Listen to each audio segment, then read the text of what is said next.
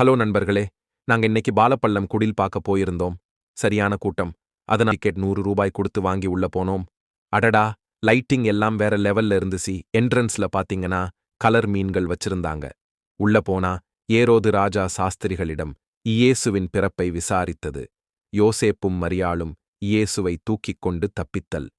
ஏரோது 2 வயதுக்கு உட்பட்ட ஆண் பிள்ளைகளை கொலை செய்தல். இயேசு யோவான் ஸ்நானனிடம் ஞானஸ்நானம் பெறுதல்.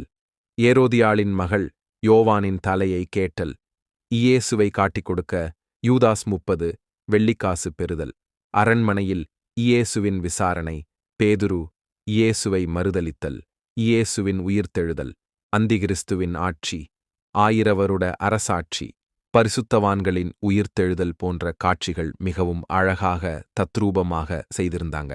பார்த்துக்கிட்டு வெளியே வந்தா இலவசமாக பைபிள் புக்ஸ் எல்லாம் கொடுத்தாங்க. நிறைய கடைகளும் இருந்துச்சு. நீங்களும் விசிட் பண்ணியிருந்தீங்கன்னா உங்க அனுபவத்தை காமெண்ட் பண்ணுங்க.